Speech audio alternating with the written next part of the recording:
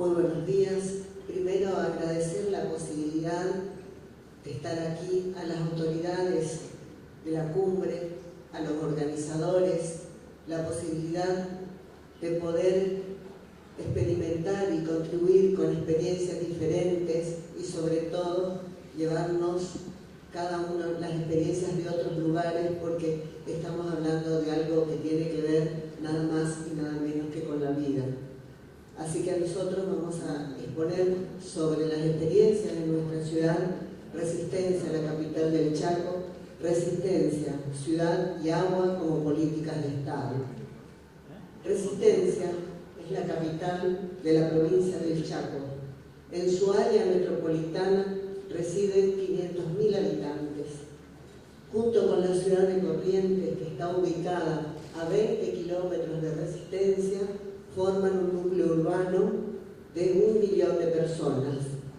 Resistencia es una ciudad joven que tiene una intensa actividad cultural, un verdadero museo a cielo abierto con 583 esculturas que están emplazadas en las veredas, en espacios verdes, en espacios públicos, que la llevó a ser declarada Capital Nacional de las Esculturas. Fue poblada en 1878 por inmigrantes italianos a la vera del río Negro, a 15 kilómetros del río Paraná.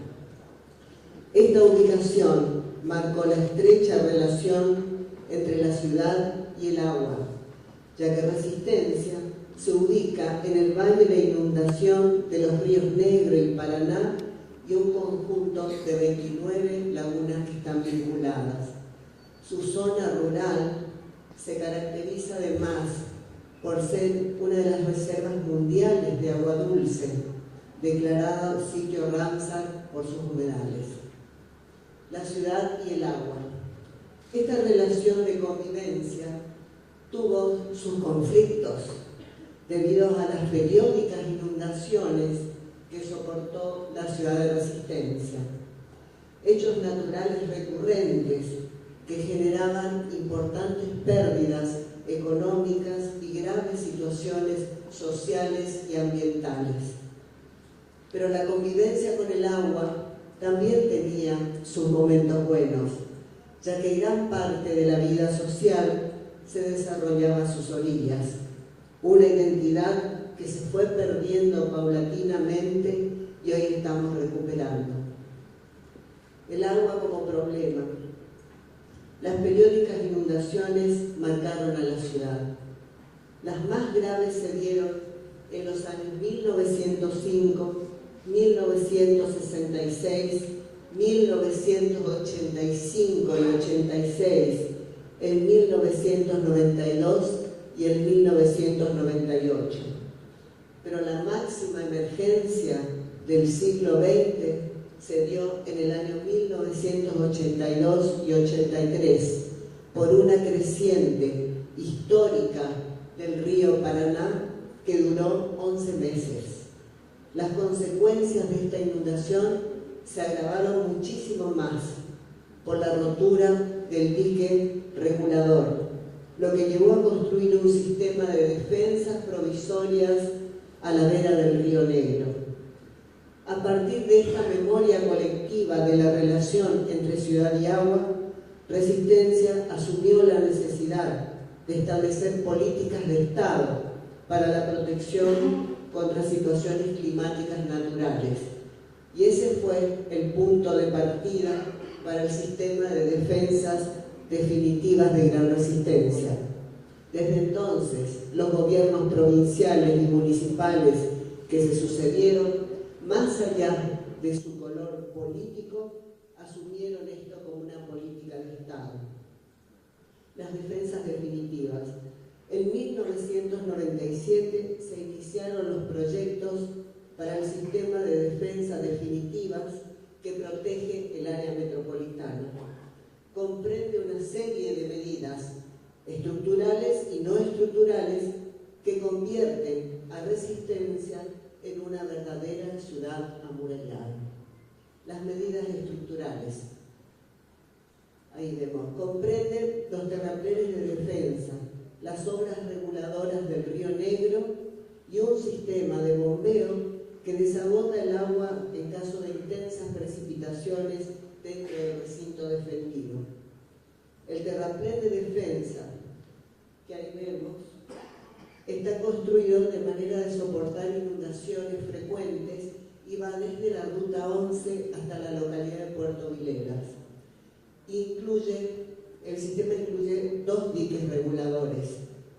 En la desembocadura del Río Negro, previniendo el ingreso del río Paraná, y en la Laguna Blanca, que protege el ingreso de lluvias en la cuenca del Río Negro, desviando al Río Negro y así poniendo en funcionamiento la operación de este río, manteniéndolos a cota determinada para que se compensen con esta ciudad que es Resistencia, un sitio vulnerable.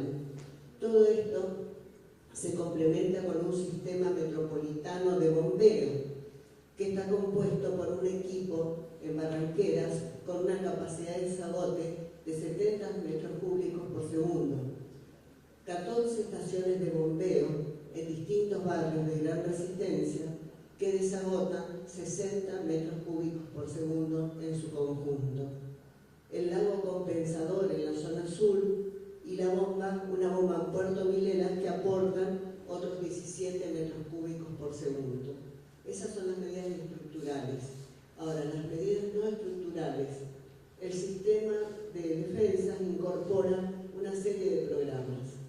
Una es la reglamentación que limita el uso del suelo con riesgo de inundación y tiene en cuenta los criterios de recurrencia de las inundaciones y además las cotas del terreno natural. De esta manera se determinan los sectores que se encuentran por debajo de la línea de ribera o ríos o lagunas, son zonas prohibidas que están marcadas en rojo en el plano. Y se establecen zonas de restricción severa o parcial marcadas en verde y zonas de advertencia que son las que están marcadas en marrón. Además, la municipalidad reguló los niveles de impermeabilización del suelo urbano con nuevas herramientas tendientes a lograr el impacto hidrológico cero. Esta normativa es el factor de impermeabilización del suelo, FIS-FI, que indica las relaciones entre la superficie absorbente de la parcela y la superficie construida. En los casos que no se cumplan con estos indicadores, las nuevas construcciones deben contemplar mecanismos retardadores del efecto producido hacia el agua. Estas acciones son acompañadas por el mantenimiento permanente de 29 lagunas metropolitanas, de canales, de reservorios. También con respecto a la prevención, la municipalidad cuenta con un comité de emergencia municipal que se pone en marcha ante situaciones de alerta meteorológico y que tienen que prevenir determinados escenarios y que tienen que ver justamente con situaciones de contingencia, que es de siempre, de emergencias y de catástrofe. El agua como recurso. En la última década establecimos políticas de Estado para consolidar el contacto con el río y la naturaleza, un cambio de paradigma que nos permitió convertir el problema en oportunidad. Construimos así el Paseo Costanero de Resistencia, que es una obra emblemática que marca un antes y un después en la relación entre la ciudad, la comunidad y el agua. Un espacio también de expresiones culturales y recreativas que está conformado por un complejo Domo del Centenario, Parque 2 de Febrero cultural y turístico, que es el escenario de nuestro mayor hito cultural, que es la Bienal de las Esculturas. Además, en esta década recuperamos más de 20 hectáreas de espacio público urbano. Por ejemplo, la Laguna Argüello, que ahí vemos, que es un espacio de encuentro y de recreación. La nueva ciudad. Las defensas definitivas de la zona norte integraron al recinto defendido 3.000 hectáreas en terrenos altos y en condiciones de ser urbanizado. Desde el Plan de Desarrollo Estratégico de Resistencia, elaboramos el Máster Plan Urbano Ambiental Zona Norte, que contempla un área industrial, un amplio sector para uso residencial y una gran reserva, parque ambiental a la vera del Río Negro. Actualmente existen 3 nuevos proyectos que se enmarcan también en este esquema y que tienen que ver con el Río Negro. Tenemos un shopping mall, una inversión privada, el Parque de la Democracia y de la Juventud es una inversión pública-privada que tienen que ver con el Río Negro y además la costanera norte del Río Negro, que cuenta con 3 sectores. Uno cercano al acceso norte por Avenida Sarmiento, con espacios recreativos. El segundo, con conexiones viales entre Resistencia y Corrientes. Y el tercero, recupera un sector histórico de la ciudad. Sin duda, la vida es constante aprendizaje frente a los desafíos que a diario debemos encarar. Ayer, el avance impiadoso de las aguas nos obligó a implementar todas las estrategias posibles para contrarrestar las terribles consecuencias. Esto nos llevó a darle durante mucho tiempo la espalda al río. Hoy aprendimos a convivir respetándonos. Las debilidades del ayer se convirtieron en fortalezas.